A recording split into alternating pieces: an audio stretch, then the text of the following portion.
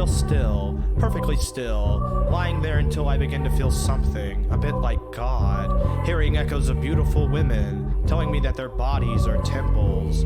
I rub my temples. Jesus, if that's true, then step right up to this prostrated Christ shack in the wildwood. Kneel at this stump pew, take that communion of thorns, absolve yourself on this rotting poet. Steaming organs, jarred up for raw, Hosh to vine-covered Mecca, winks to Allah. These are the sermons I give, and they don't say shit. The subtext is boredom, the form's based on lies. This ordination was a fallacy. Is this bitching unearned? Another slam jam in the doldrums, from another charlatan in the pulpit. And I wake up from my nap. I feel righteous and holy. I am blessed from within. I am oozing bright, dark sunshine, and I am born again.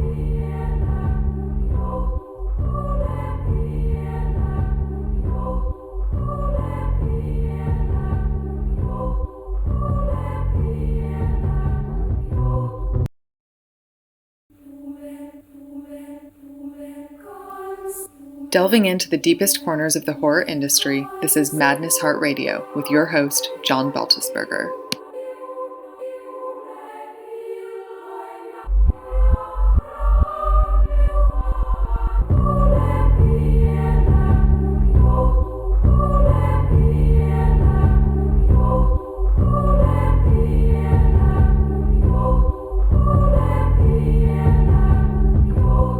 I lay in my bed, real still, perfectly still, lying there until I begin to feel something, a bit like God, hearing echoes of beautiful women, telling me that their bodies are temples. I rub my temples. Jesus, if that's true, then step right up to this prostrated Christ shack in the wildwood. Kneel at this stump pew, take that communion of thorns, absolve yourself on this rotting poet.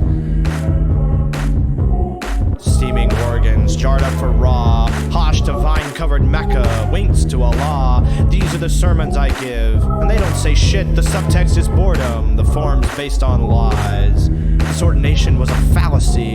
Is this bitching unearned? Another slam jam in the doldrums, from another charlatan in the pulpit. And I wake up from my nap. I feel righteous and holy. I am blessed from within. I am oozing bright, dark sunshine, and I am born again.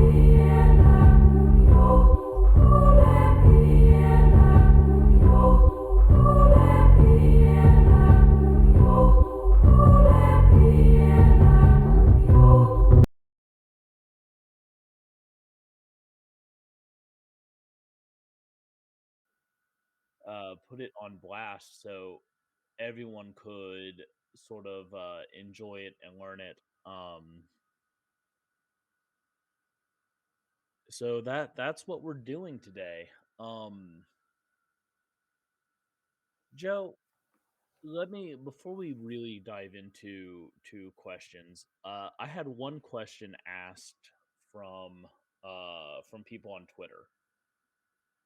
As someone who's not just like wrist deep in the poop of horror every day, what do you think of when someone says horror?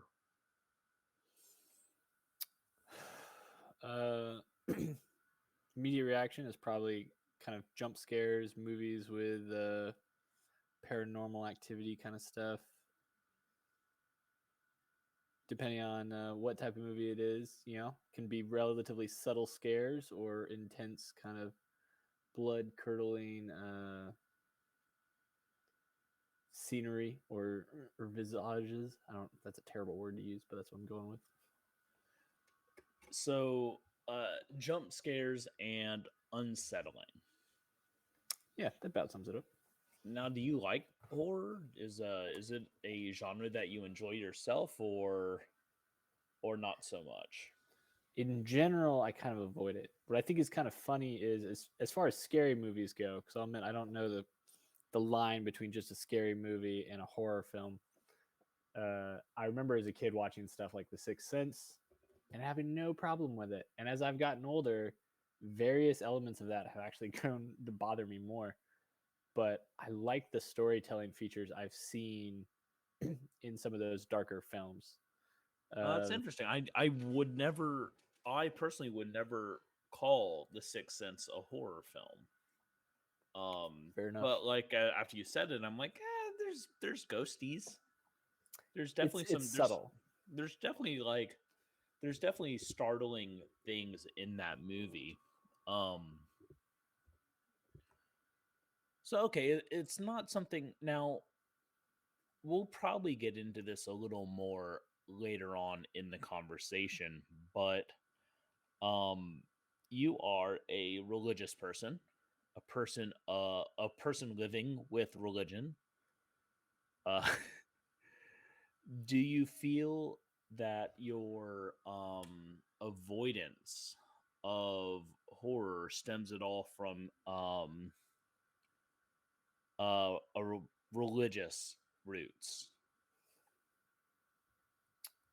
For most of it, it's usually emotional. It's Okay. usually kind of the reaction I get to the films I'm interacting with, especially when it's new content. I get really attached to it. But yeah, no, I mean, now that you say it, there are probably some things I would avoid within horror films, depending on the film. Just when it goes just a little too vulgar for me. It's for Okay. similar reasons of just kind of how it digs into my emotions and my headspace. But yeah, it would end up being reasons of following what I believe and avoiding content I think that's not great for me. But that doesn't necessarily cover the entire horror genre. I had not a roommate. I had a friend in college. I wanted him to go see. I want to say it was Jason X, Jason in Space. I wanted him to go see it with me, and he was all about it. Space. Yeah, it's a good one. Cyberpunk Jason. And I was really hoping he'd go see it with me, because he liked the splatter and the slasher genre. Mm-hmm. But he goes, now, will there be any nudity? I was like, yeah, but it's a Jason movie, so there's probably going to be some breastises. And he decided that was unhealthy for his Christianity. He felt that seeing a topless woman would distract him from his path. Mm-hmm. So that's why I asked. I'm always curious about that. So,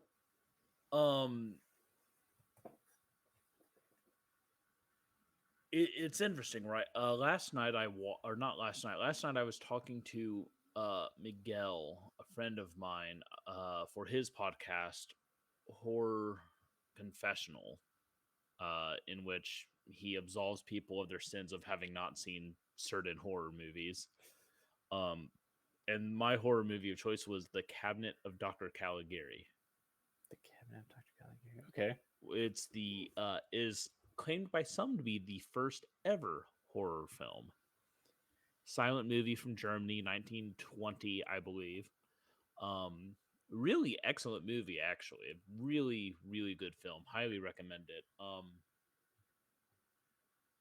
Do you, when you are forced to consume horror stuff, do you find more contemporary modern horror to be more upsetting or rougher on you emotionally than older stuff, or is it kind of all the same essentially? It's funny you say that. I don't think I've seen a lot of older horror-based flicks. It's mostly modern takes on it. And even then, like I said, I'm not involved in like a ton of it. I've just kind of read through some stories and some backgrounds. But yeah, more so the modern stuff. Cool. And I'm just letting people that are watching us on Twitch at least know that they can ask questions if they want to. Okay, you have questions though. You like specifically you wanted to talk to me about horror and ask some questions, and then I kind of roped you into this format. So I know. Just asked for a phone call, and now I'm on Twitch and wherever else you're streaming. Yeah. Now you're a Twitcher. I know. I never thought that day would come, except for rough once. Life. It's a I rough walked life. right behind my brother as he was playing video games. So that's my only other time on Twitch right now. It's your Twitch fame. Yeah. Now you can tell your brother I'm on Twitch. I'm the Twitch king now. Got to be a talking head on Twitch. Yeah. So I mean, I had two kind of lines of questions. One was about a friend of yours whose book recently became a movie. I apologize. I Okay. can't remember the Yep. name of it Oh, though. we What need to do something by Max Booth the Third. by Max Muth the third. Yeah, Mm-hmm. so I watched the trailer for that, which my immediate thought was I do not want to watch this movie, not because it's not quality, but because I was just like I feel it. I already feel it, and the trailer Yeah. was like enough for me. No, it's fair. It's an intense film. But I thought it was fascinating in the trailer because the basis around it seemed to be the start of a natural disaster that then became a supernatural phenomenon within this family being huddled together in a house because of a tornado. Right. And I was just curious of where he based that off. Was that based on an experience he had with the tornado and just kind of the emotions that he took in from that, slash being stuck together with people and seeing some of the worst of them come out? Because that almost felt like what I was seeing in the trailer was this grandiose expression of the horror of people when they're in the worst scenario, and it being personified as like an external force on them. Man, so I am not Max Booth's therapist, but Yeah. I will tell you he made a comment on Twitter not too many moons ago where he mentioned like being homeless and kind of being forced to live in a hotel room with his family Mm. probably has some like PTSD motifs within We Need to Do Something. The other thing he mentioned, which I thought was really interesting, is that he really prefers claustrophobic horror. Mhm. Now, I'm not going to ruin too much of the movie. It's an excellent movie. I own it on Amazon Prime and on iTunes. Uh, it's a really good movie. I wanted to be able to watch it wherever I wanted to watch it. But what I'll say is that I think I enjoyed the book more. Mm. The book is more claustrophobic. Gotcha. The book is more ambiguous. You know, when you translate a book to film, you have to make choices that as a author you don't have to make. Mm. You can leave things very ambiguous because you get to pick and choose what you leave to the audience's imagination. Whereas in a film, you have to make a choice, even if you make it ambiguous, even if you kind of create a situation in which anything could happen, you've still put something on a screen that people have to make a decision Okay. about. And that plays into that like whole, is it supernatural, is it natural? I really enjoy art where you don't know, where there's an unreliable narrator. Mm. And I think both the film and the book do very well promoting that kind of feeling. That's an interesting one. So then, what about for you and your writing? I know you've written a lot of books. Um, I'm curious of like the emotion that gets expressed as this horror. Is that something that comes from your own experiences, or just are you enjoying like digging through ideas and places in history and the fact that you see them from a different perspective that's more horrific? I don't enjoy historical horror because it's real. Mm.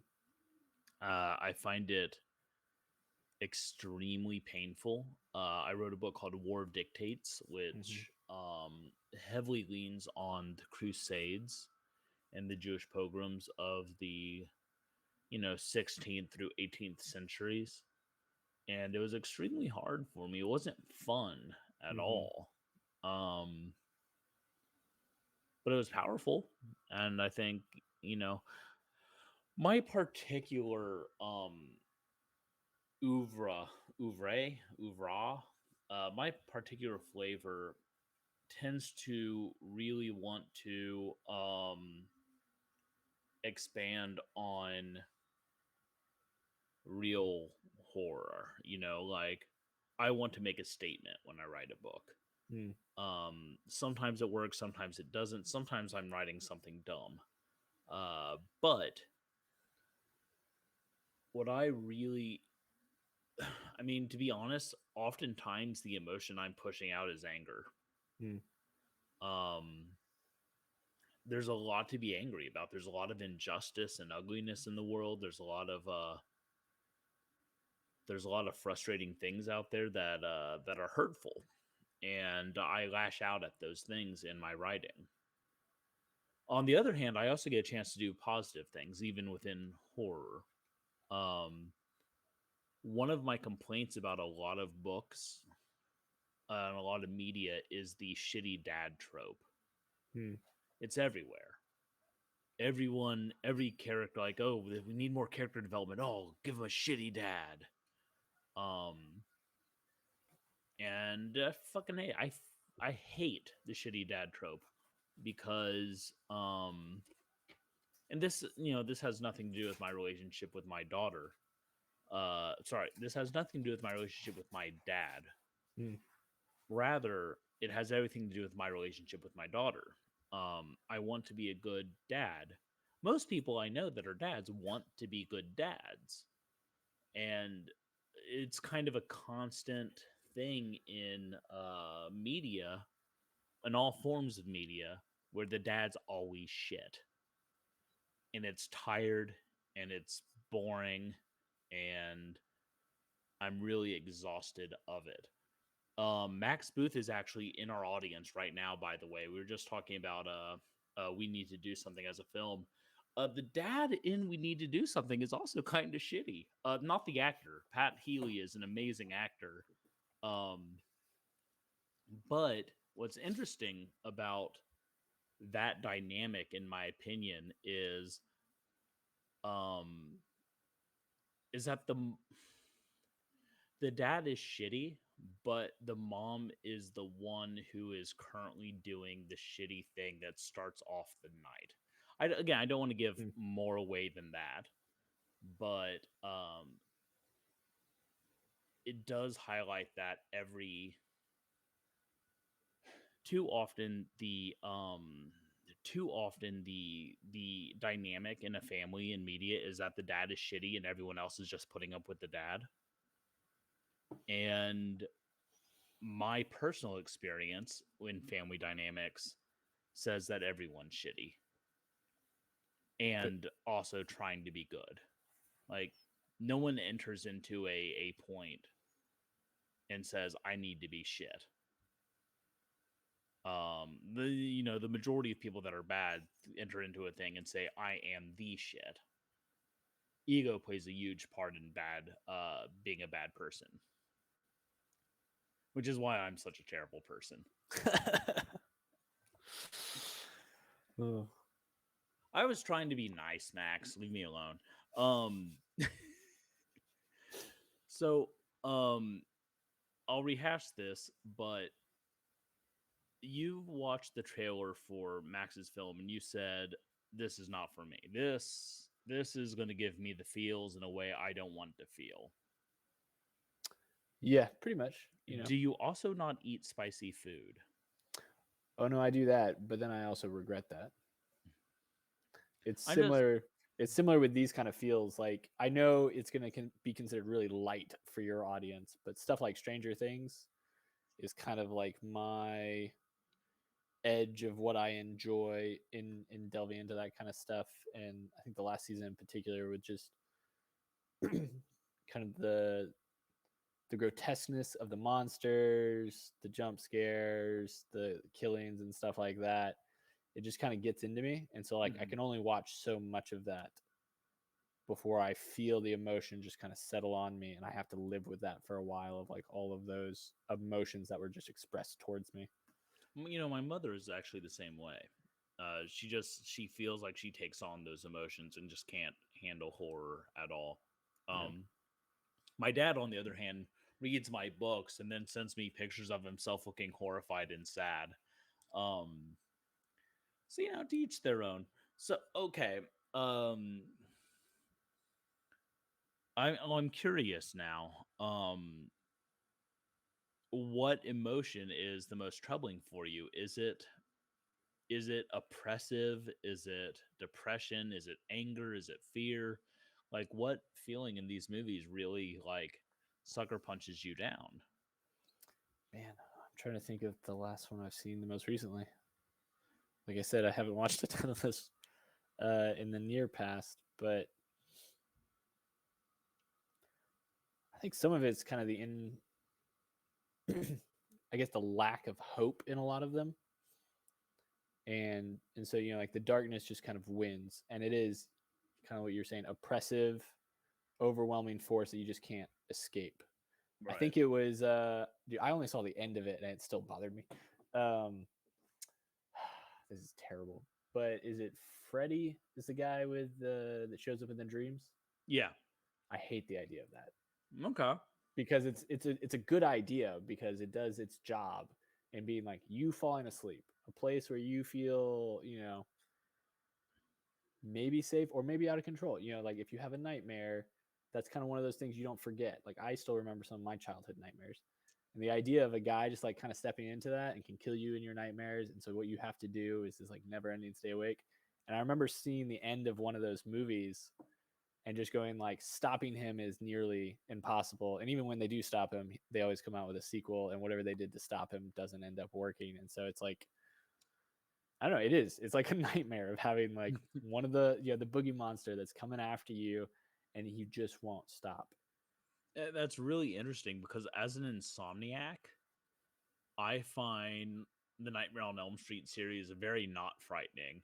Like, oh, you have to stay awake. Okay, yeah. I can do that. Doing that anyway, brother. What else you got?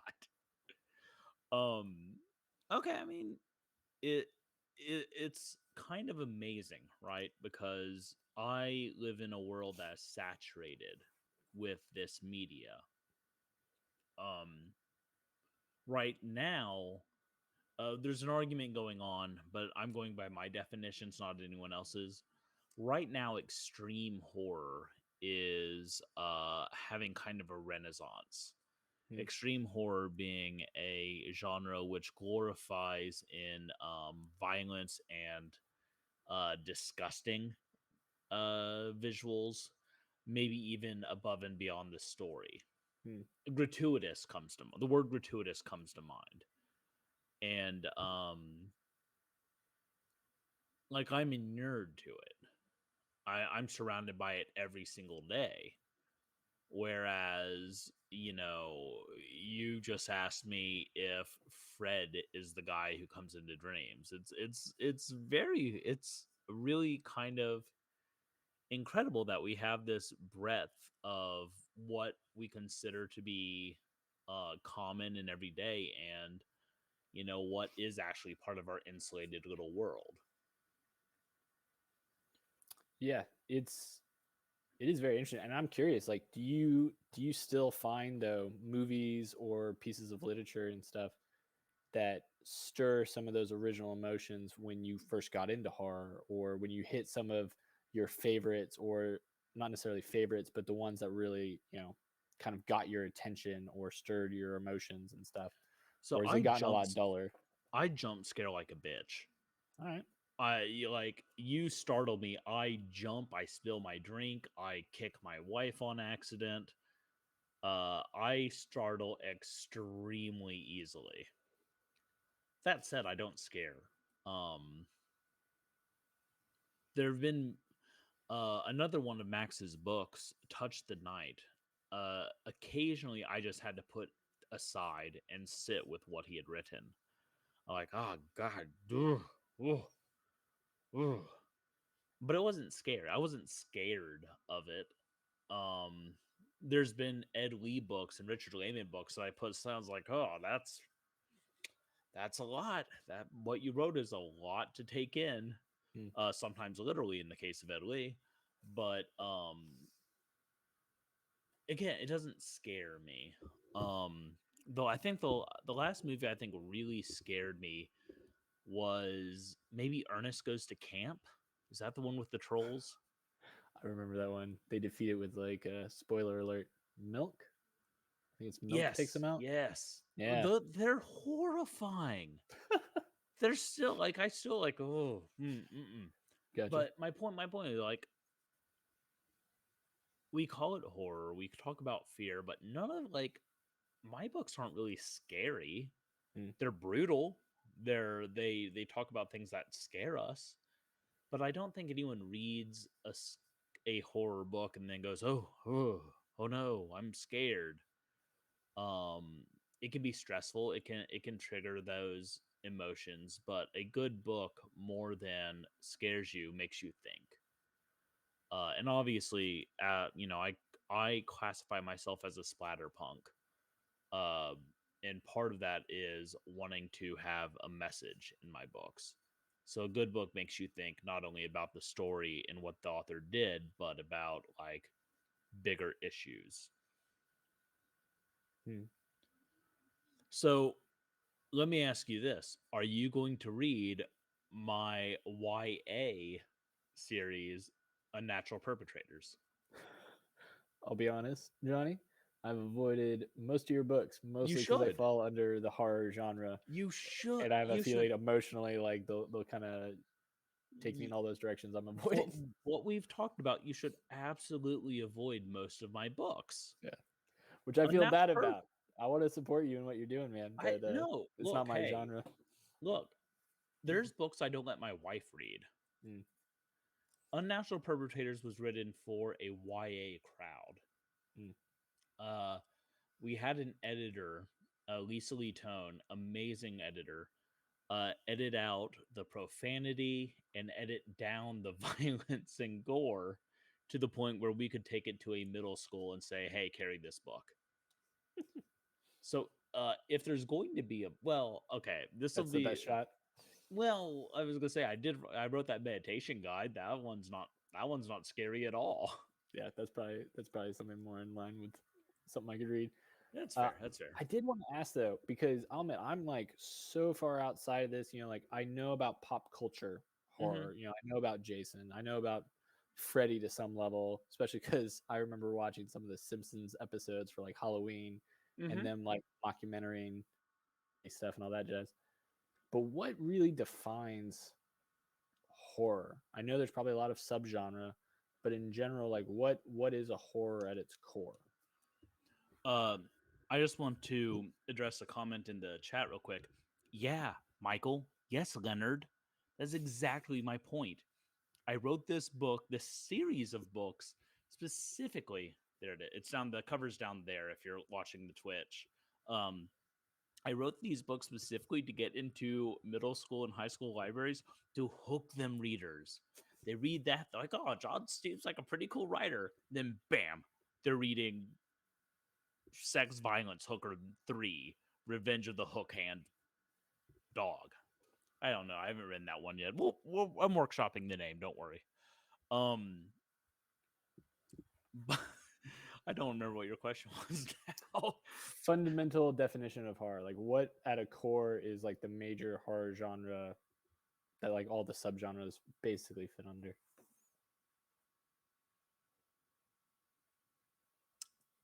It's a really good question. I recently wrote an article for Raven Tail Publishing about all the subgenres of horror, right?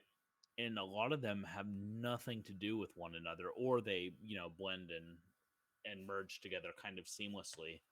But what is horror? What is a horror film? Now, if we're calling The Cabinet of Dr. Caligari the first horror film, like how is it in the same vein as a Serbian film? One of the most upsetting and extreme movies of this century. How is Nosferatu in the same plane as Saw, right? Like, they're so vastly different. You can't say, oh, it's when there's something supernatural and scary, because there's plenty of thrillers and cult movies where there's nothing supernatural. You can't say, oh, someone dies, because someone doesn't always die. It was really easy for Shakespeare. It was a comedy unless someone died. then it was either a history or a tragedy. Uh, but when you get into modern books and movies, there's a trend that really frustrates me. Um, on Amazon, if you go look at the number one bestsellers in the new release category, 95% of what you'll see is harem books. Do you know what harem books are? No, you'll have to. I could take some guesses, but Yeah, they would probably be pretty accurate. They're male power fantasy sex books. gotcha. And these tend to be very fantasy or sci-fi or lit RPG, which is like someone gets sucked into a video game. Mhm. Um, and but what those authors do is they just put they'll put, oh well, there's a vampire that gets down on this guy, so it's a horror book. Like, no, I don't know that vampires being in a book necessarily makes it horror. It should. Like the concept of vampires is definitely horror, but I think at the end of the day, um it is a genre defined by negativity, by negative emotional weight. So then that said, does Stranger Things fall into that category, or is that considered more like a monster? I haven't watched a lot of Stranger Things. It just didn't hook me Mhm. as it hooked a lot of other people. But I would say it starts off with a young boy getting kidnapped, uh, and uh, a girl is being kept against her will and has psychic powers. Like it sounds like serialized horror to me. Uh, I don't know what happens after that point, if it gets lighter after that, but it starts off pretty dark. It's definitely travels through the waves where there's moments of daytime where things seem pretty chill, and then there's the night. Yeah, Um, well, in a long form like a serialized show, you have to have the moments of light. Like, I don't know if I would call The Walking Dead horror. hmm, I would probably just call it action. okay. It's just, I don't know. But again, it would be action horror, right? There's undead and there's lots of darkness, lots and lots of darkness and human cruelty. That's another one I don't really watch. I That's avoid fair. most I zombie haven't watched films. it either. Um, What I think is hilarious though is the person who I never expected to love that series more than anybody I knew was my grandmother. And she sucked my mom into it too. My grandmother was so into it. She's like, "You got to watch this with me." And it was the worst because she spoiled it all the time. I remember my little brother was playing a game with me. We're playing some board game. They're watching the show, older episodes. She's like, "Oh, that person dies." And my brother just loses it. He's like, "Mom, keep her quiet." But yeah, she loved it. My grandmother loved it. I couldn't take it. There's something about zombies that really bother me. And even watching like Zombieland or the Shaun of the Dead, even yeah. though they're comedies, there's something about zombies, man. I don't know what it is. I guess I just don't want to be bit. Like, So I'm not going to recommend a Brian Keene book to you then. fair enough. Uh, it's interesting. So here's what's really fascinating to me, and chat, you can let me know if you agree or disagree. What's interesting to me is that I think we agree about the emotional weight of horror, but whereas it weighs down on you and is oppressive, watching and writing horror for me is cathartic. Hmm. It's a freeing sensation. Uh and for me personally, like the more viscerally violent it is, the more I really enjoy it. And you may not know this, but I'm pretty much a pacifist. Anyone who knows me knows that you're way more likely to find me rolling around on the floor with a pug than you are to find me like punching a bag. Is that something people do? You know what I mean. Somebody Like does it. I'm not really an aggressive guy. Speaking of which, Joe, as I mentioned, Joe and I work together.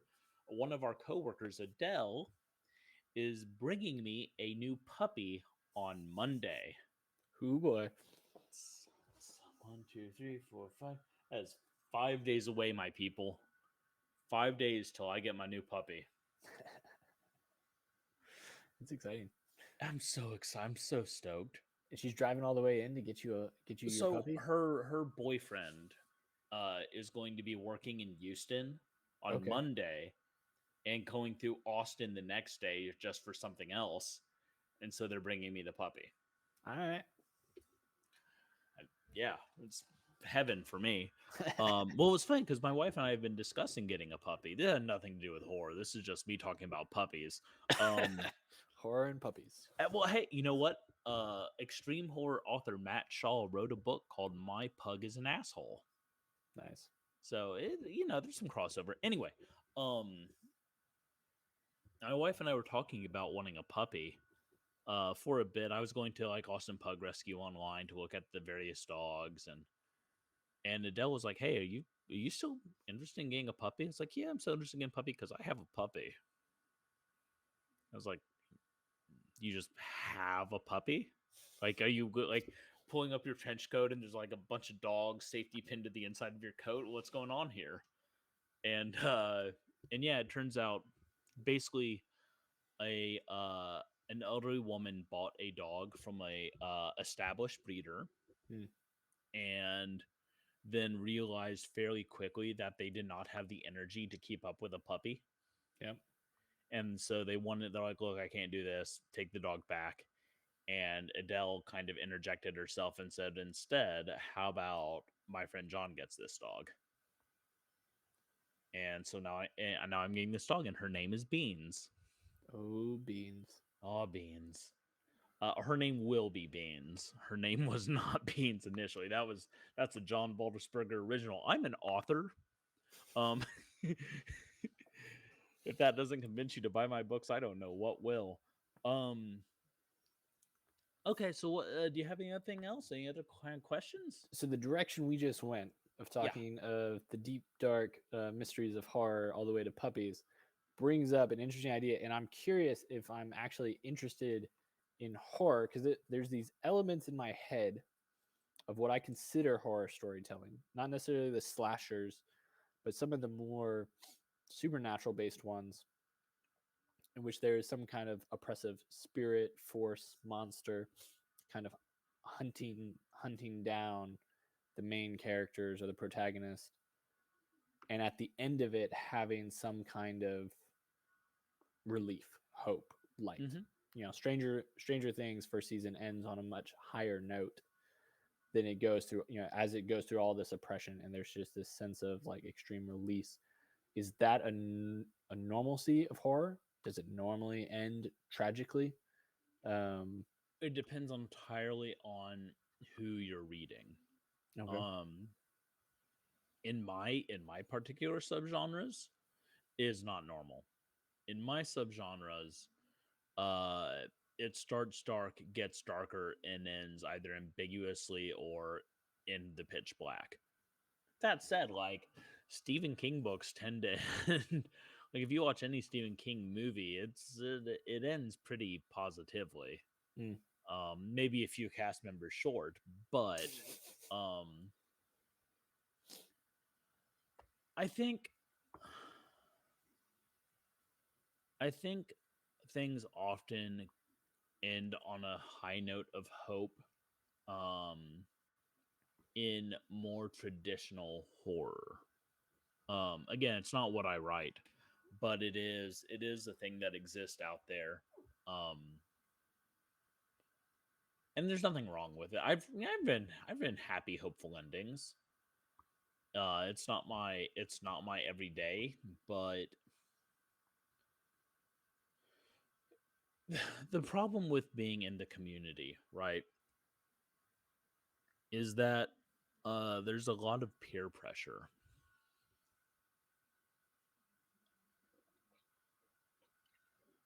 Sorry, there's a lot of peer pressure to push harder, to go darker, Hmm. to be more violent. Um,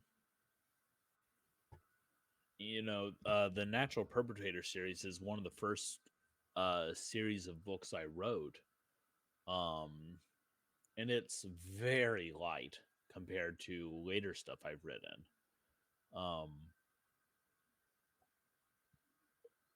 the stuff I'm writing right now is actually a little lighter than the stuff I wrote last year. Um, it's it just depends, and like I said, there's a lot of pressure in the community to always go harder, louder, grosser, more violent, and I don't necessarily think those are positives for the genre. Okay. So then, with your works, what are you attempting to do? Are they ideas that you're just trying to flesh out, or you've mentioned that you're trying to say a message? Is that message clear to you before you start, or is it kind of you have an emotion, you're writing it out, you're like, yeah, I really want to actually flesh out this particular aspect of it? Yeah, I'm usually very aware of what I'm trying to communicate when I start a book. Um, now I write a lot of Jewish horror specifically, right? Mm-hmm. So a lot of times the message of my book is like "fuck Nazis." Mm-hmm. It's Yep. very, Yep. very, very straight and narrow. I don't get a lot of pushback from people on that message either, which is great. Yep. Uh, most people are fully on board. But for instance, Abhorrent Siren, a book that came out in July this year. I think it was July, may have been June. Um, extremely dark, extremely hopeless. Um, someone wrote a review in German. My first German review was a 1-star review, and they said the headline of the review was "Not for depressed people." And the body of the review in German I translated said, "This book is gore, horror, and violence and nothing more. They start with well-constructed characters, but nothing goes anywhere except down. One should only read with um, a hope and impetuous joy for life." That was the review. It's funny from Germany. It is, and is also like I now want to put in German at the front of all of my books, "Abandon hope and impetuous joy of life, all ye who enter here," because I think that's extremely funny. But that said, like that book is about the opioid crisis Mm. in America, which feels oppressive. It feels hopeless. It feels all-consuming and terrifying. Um, on the other hand, Blood and Mud, which is primarily about the growing acceptance of neo-fascism and anti-Semitic thought in America, actually ends on a very hopeful note, because that's something I clearly see people striving against and trying to fight against. Mm. Uh, you know, every book has its own thing. Series tend to be less metaphor heavy and more action centric, but that said, there's still just chock a block full of metaphors. I'm writing a science fiction, a dark science fiction series right now for Raventail, and Enrico, one of our coworkers, loves it, thinks it's great. So Nice. there. Um, Is Enrico a big horror guy, or did you get him he's into not. the He genre? hates horror. Okay, good. He really enjoyed UPD though, Okay, which is more urban fantasy, and he really loves science fiction. gotcha. When he was a beta reader for me, so I gave him my first copy of this book at right around 60,000 words, and he came back at me. It was like, "You need to change this, this, and this, and this, or it's not sci-fi." and I wrote 20,000 more words in that first book. Oh wow. So I added another 25% to it. But what I was saying is that like that book has a lot to do with imperialism and religious doctrine driving forced conversion and exceptionalism. You say So exceptionalism, what do you mean? as in feeling you are the best because you are of such and such group, Okay. that you are right because you are part of such and such group. Gotcha. So I don't know how often, I don't know if these themes come across to my readers, but I know that I put them there. I'm aware.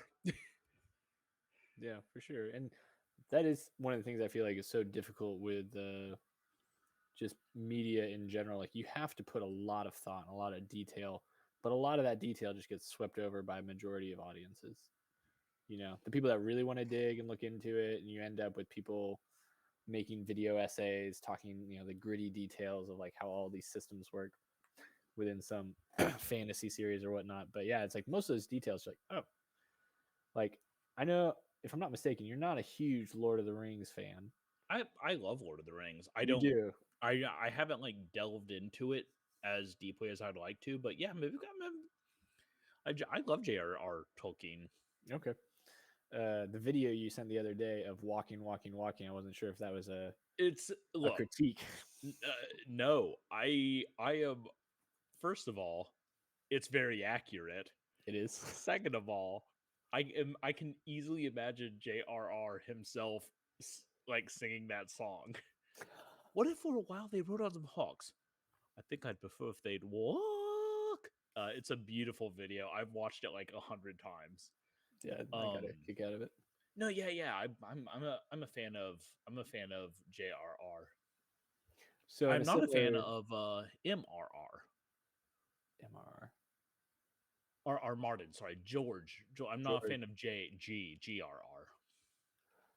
I do want to ask a question about that, but I do want to finish my thought real quick. Okay.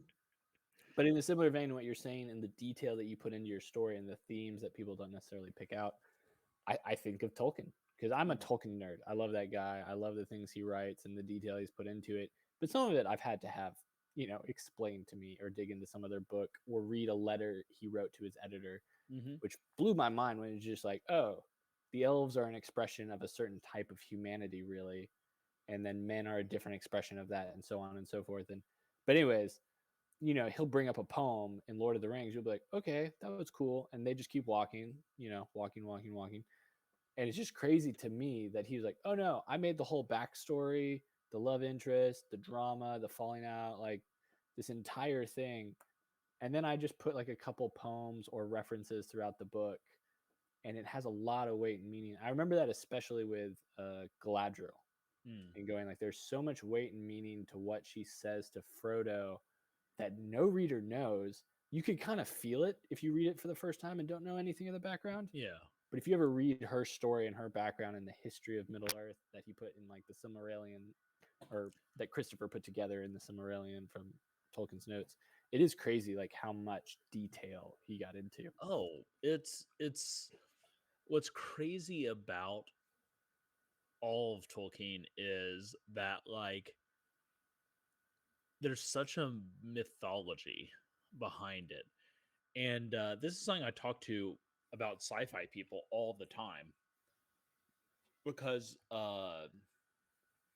sci-fi fantasy authors are kind of the worst in that they're like, I've created this backstory and I've written a 9,000 page saga.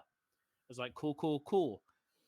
Take 8,000 books away, because that's all backstory that only your super diehard fans, if you get big enough, will be interested in. No. And it's a big thing in game design too. Tabletop game design is like, yeah, okay, I'm going to create this giant world. I'm going to create all these little moving pieces. I'm going to create this crazy history. I know what happened 1,000 years ago. I know what happened 10,000 years ago. Your players don't give a shit. What they care about is that there's a dragon there now. Yeah. And you get to salt in. You get to sprinkle in the seasoning of these things.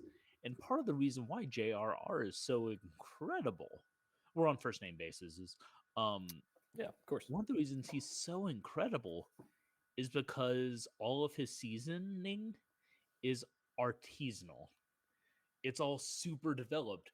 Whereas there are other authors that are just like, yeah, I'm going to throw in that this brick was part of a castle that was here and say it was 10,000 years ago. But there's no weight behind it. Hmm. Nah, yeah, Tolkien's great. Like, yeah.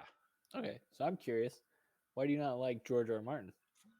And does anything he writes fall into a kind of horror genre? I wouldn't know. I Never read read it. I read like a chapter and a half of the first Game of Thrones book, and I watched the first episode of Game of Thrones, and I said, that is enough for me. So interestingly enough, there are shows that make me feel bad that I find abusive. The Magicians, I felt was an abusive TV show. Never saw it. Walk me You through know it. what? Other people might like it. I felt like none of the characters were really likable. Everyone was very narcissistic and out for themselves, and it just made me feel gross. And the first episode, at least, of Game of Thrones was setting up these backstabbing, unpleasant relationships. And I was like, you know what? I exist in like real life, and all of that's around me all the time. Don't need it. Yeah. My favorite TV show is Brooklyn Nine-Nine. Okay, yeah. Because everyone on that show is nice, wants to do good, and is fairly competent. Like even the two cops that are like incompetent. I very clearly remember there's an episode where they have to solve a case and they solve it in 5 minutes. Like, how'd you do that? We're good cops. We've been doing this for 20 years. Why don't you always do that? I earned sitting at this desk doing nothing. It's like that show makes me very happy because it's good people trying to be good. I am constantly surrounded by people serving themselves, or rather, I used to be. I was in sales. You know, very self-serving industry.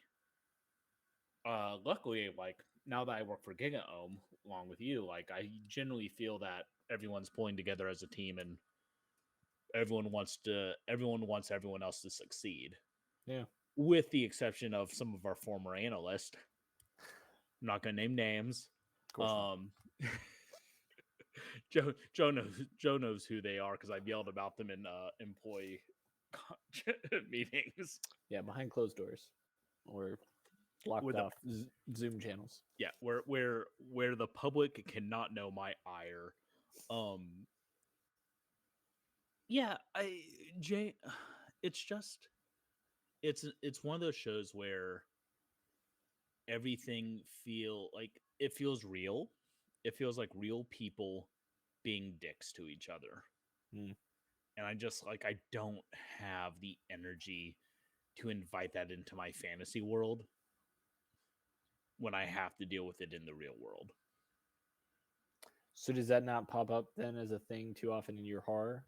Do you know how many times I've been attacked by a giant allotl in real life? The people and I guess the idea is like how often they are like just people that are like just so selfish, and that because isn't that some of what I'm sorry, I'm gonna butcher the name. Was it Blood and Mud? Blood and Mud. Blood and Mud is about those people, but it's never like they're never on stage, or they're on stage for a very short amount of time. Yeah, they're just getting their comeuppance. Yeah, like the book starts with a incredibly sweet character, a very wonderful character. Something terrible happens, and then in the next scene, there's a house of neo-Nazis that gets murdered, Hmm. like eviscerated by an angel. And the rest of the dicks in the book are angels, and they're there to prove a point through these conversations about various aspects of religious thought that should but don't always mingle and get tempered with mercy and love. Hmm. And ego. Again, ego has to be taken out of it, out of everything, in my opinion. I think ego is. I don't think money is the greatest evil and the root of all evil. I think ego is. When you say ego, how do you define that?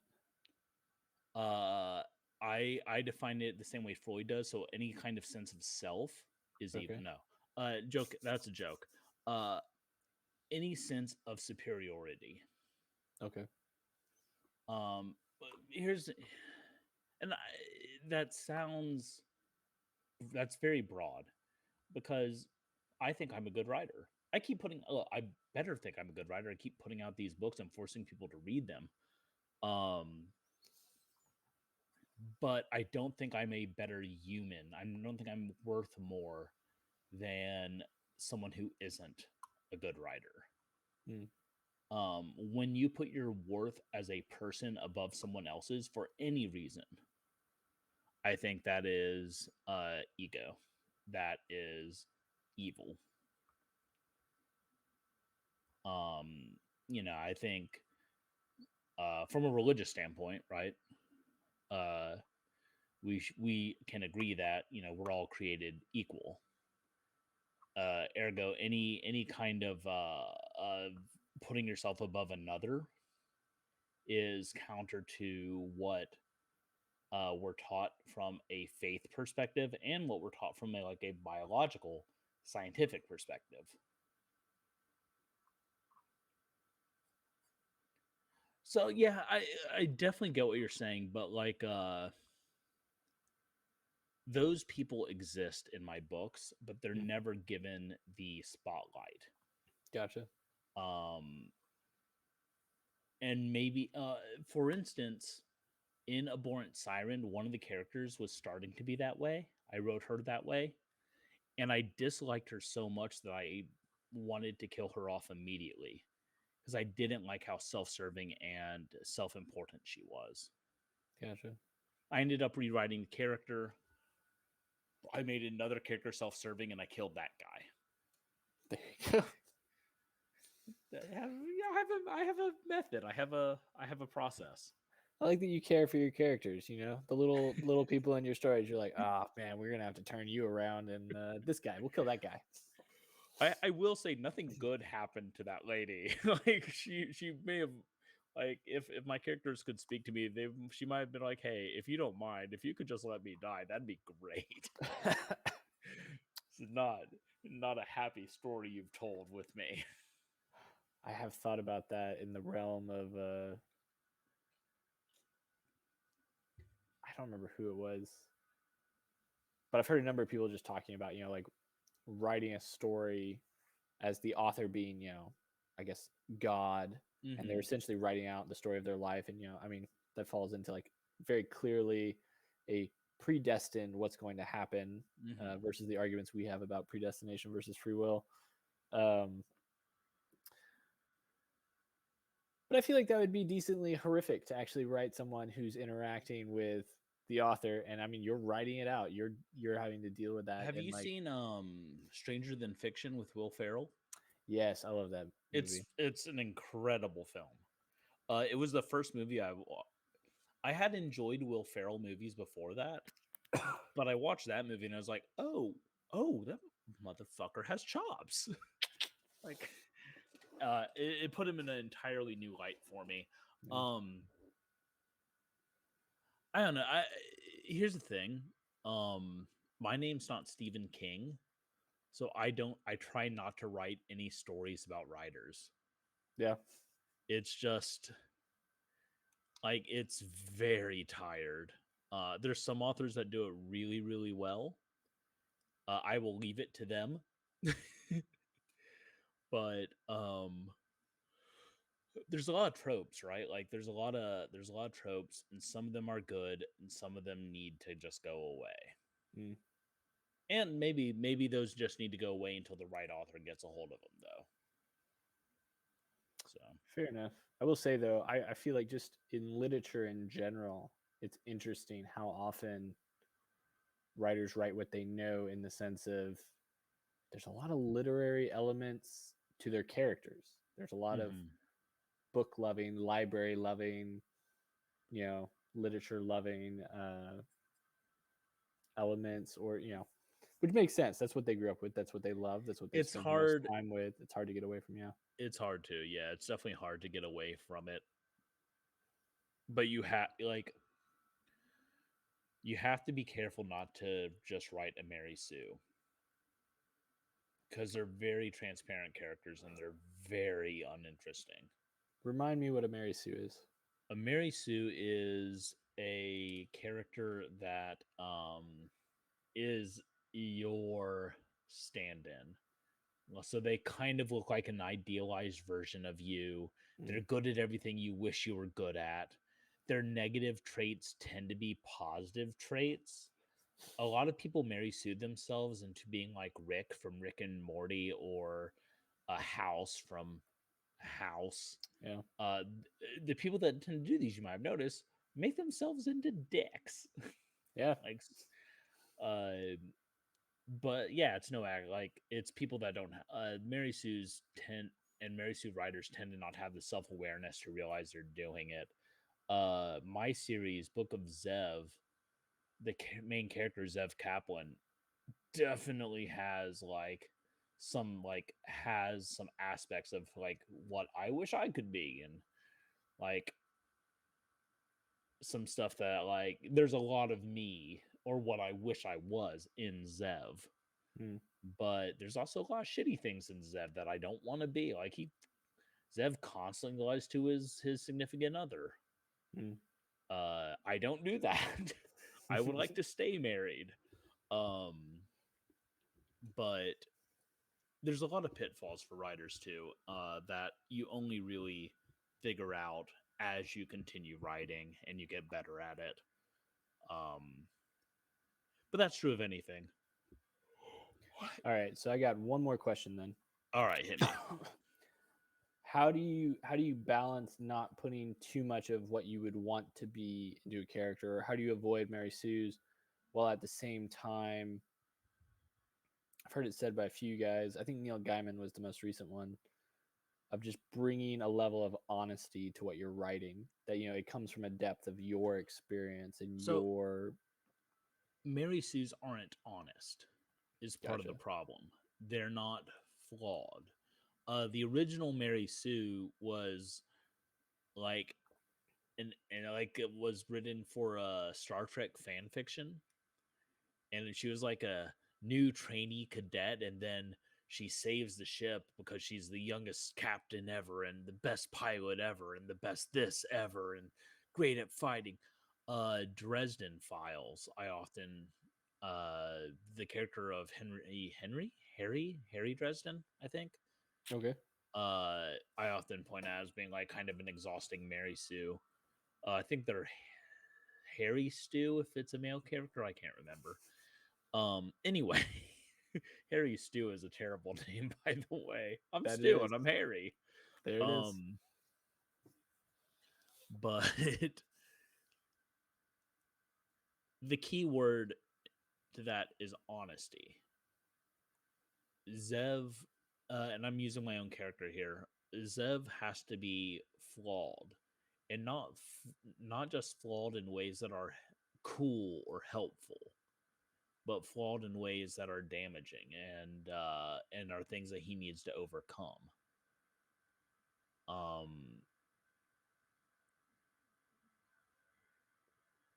A lot of times I have to, I write a lot of lone wolf kind of characters that are solo, because I tend to how I picture things as one character versus the world.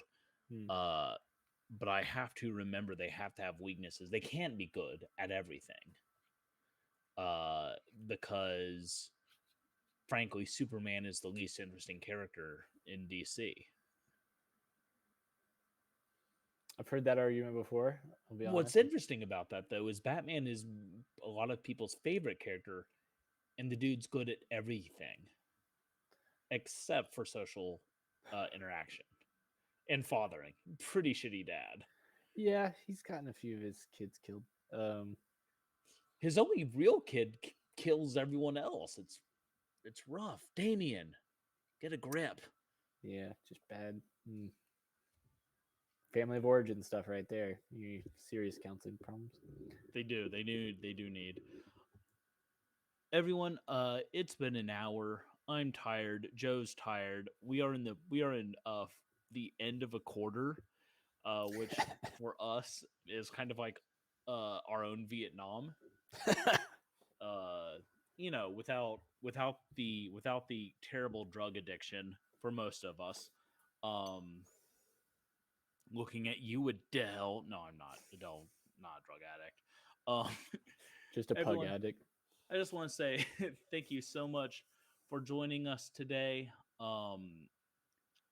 We're going to be doing this more, not necessarily me and Joe, but me and various horror authors and people in the horror industry. If you're looking for me, you can find me at my. There we go. Find me down there. That is my Twitter and my websites. So find me there. And thank you. Have a good night. Thank you for joining us this week on Madness Heart Radio. Our intro and outro music is Dire Choir by The Bad Ties off their album Random Home Movies. You can follow us on Twitter and Facebook, as well as our website, where we offer weekly articles, reviews, and stories. Please subscribe and leave a review on iTunes. Until next time, stay safe, but stay scared.